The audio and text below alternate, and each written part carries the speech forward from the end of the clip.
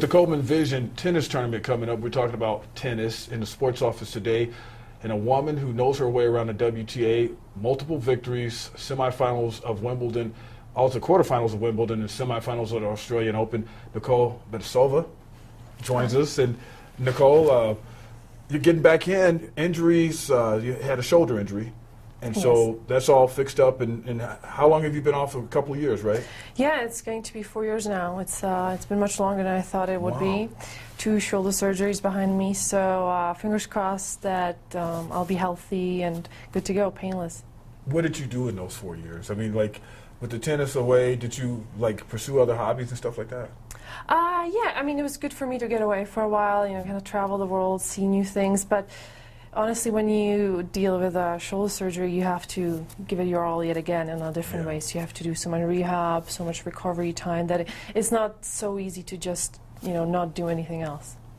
When did you decide, okay, I'm ready to start playing again?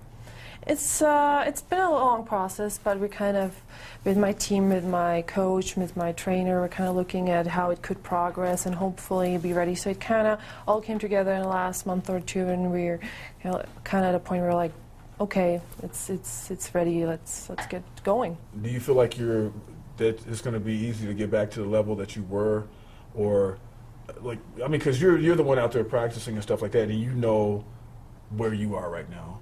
How do you feel like, where do you feel like you are?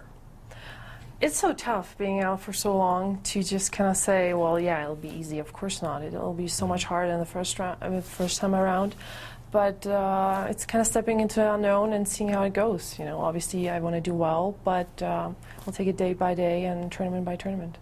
You sound like you're pretty grounded as far as you go with the flow. You're not one of those people who just, like, if you came out and it didn't go like you wanted, you just throw your head in the sand and say, I'm done. You're patient with yourself.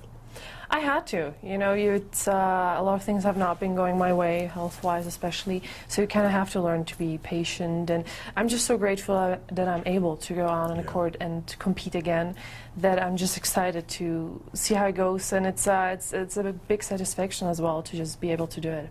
Well, you've been around as far as tennis and on some high level. Talk about, like, playing Venus Williams. I mean, you had a victory against Venus. What was that like? It's awesome because those are the people I grew up watching and admiring on TV, and you're standing across from them on the court. It's surreal for a second, kind of like, oh my God. But yeah, I cherish those memories and always will. It's been a great ride so far.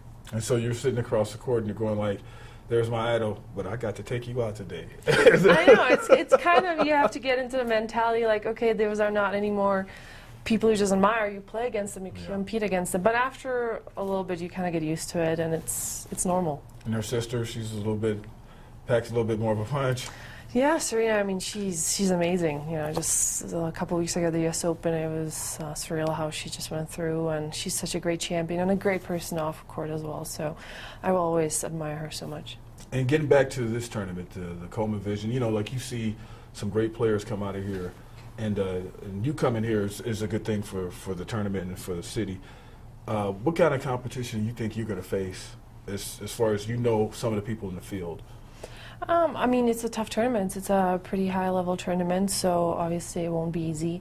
And especially from my situation coming where it's unknown, it's my first tournament back in years, so I just kind of have to focus on myself, do my thing, and see how it goes. You getting a lot of press, your first tournament back in years. Has anybody contacted you or anything like that? Or are you slowly getting back quietly? Obviously, but I like to do it a little more on my own and low-key, and yeah, not pay too much attention to that. What do you feel like you have to work on since you've been out? You know, like, where are some points where you feel like, oh, I really need to make sure I'm doing this right in this area so I can have some success? I think it's just getting back to competing on a tournament level, with the nerves, with everything. You know, I've just been practicing for the last 7-8 months, so I think getting to competitive matches and going more and more is what will help me the most. You know, tennis is one of the sports I'd never competed in and played, but I did play football, and they always made practice harder than the game. Do you guys do that with tennis? Do you make practice harder than, like, the match, because then the match is all fun? Well, I wouldn't say it's all, sugar and spice, everything nice on the court. But I think it's a big priority for me, especially coming back, to be physically fit, to not have any issues on the court. I think my health and my fitness is so important right now. That's tough too. How is it the fitness wise? Because when you take time off, it's and I know each sport is different. You take time off and you're trying to get back to the fitness level that you were at.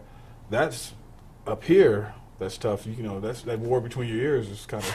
It's painful at the start. My fitness trainer would tell you I was not a nice person the first couple months. It takes a lot. It takes patience, and you kind of have to shove your pride in the drawer and just grind, because you start from the bottom. And but I feel like it's good because I can look back and kind of be proud of myself and know where I started. Okay, say you have a good run here at Tacoma. Are you going to start thinking well, hey, now I'm ready to get back like it was, go as far as I can, or are you slowly going, or how's that going to work?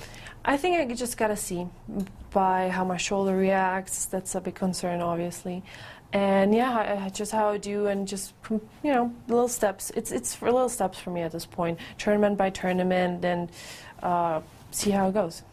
What have you learned about yourself during this time off, as far as even if it's pushing yourself harder or your appreciation for tennis since you had to sit out? What have you learned about you? Yeah, I think just how tough I can be if I need to. You don't learn it the first time around, and just be more humble and be more patient about things and appreciate things a little more. Yeah, it's just nice to just walk out there on the court, huh? Yeah, exactly. Those are the things that you take for granted. Yeah. You just play, it goes well. You're like, oh, this is easy. But the second time around, after everything you're through, it's you appreciate the fact that you're there competing, and it's a better feeling. Now, I know the shoulder's repaired and everything. What was it that was going on? How was it hampering your game? Just my shoulder would get really tired, pain, achy pain, a lot of shooting pain through my shoulder. I had so much going on in my shoulder, to get repaired. So it was impossible to play with it. It was that much pain, huh? It's you have to give it 100%, and if you're not able to give it your 100%, power, strength, you're no good on the court. And I would get off a match, and for the next day I would be so sore, and that's no way to even have fun. It was no more fun like that. Right, and because then you would not be ready for the next thing, because you have a whole season you're trying to get through. Yeah, I mean, especially the tennis season is so long. It starts in January, is not done till October, maybe even November. You have to be healthy. It's not even, it would to the point where after every match I would have to do so much recovery and so much work on my shoulder that it was mostly just trying to keep myself healthy, and it didn't even work. So there was no point of continuing like that. What do you think you're going to be doing after tennis, because you got a chance to kind of explore that when you were off? What are some of your hobbies? What are the things you like to do? No, I love to travel. I appreciate it. I had time to finally, I would travel my whole life, but except tennis courts and hotel, I never saw anything. So it was cool to finally be able to travel and see places, which I'm grateful for that the sport allowed me to, kind of. And yeah, just being home was good, having time with friends, family, and do other things, and just kind of realize that tennis is a huge part of my life, and I'm giving it 100%, but it's not be all, there's other things out there. So if the travel channel comes and says we need a correspondent that we're going to send her all over the world and we're going to pay you well, it's done. Oh, you don't even have to pay me that well. I'll just travel, and if it's combined maybe with a Food Network, it would be great. Oh, yeah. Then that would be bad for your diet, though. It's okay. All right. Nicole Vadisova, she's going to be playing at the Coleman Vision Tennis Championships this week. Get out there and see her, because she's very good, great background, a lot of experience. Ryan O'Connor behind camera. I'm Van Tate. We'll see you next time.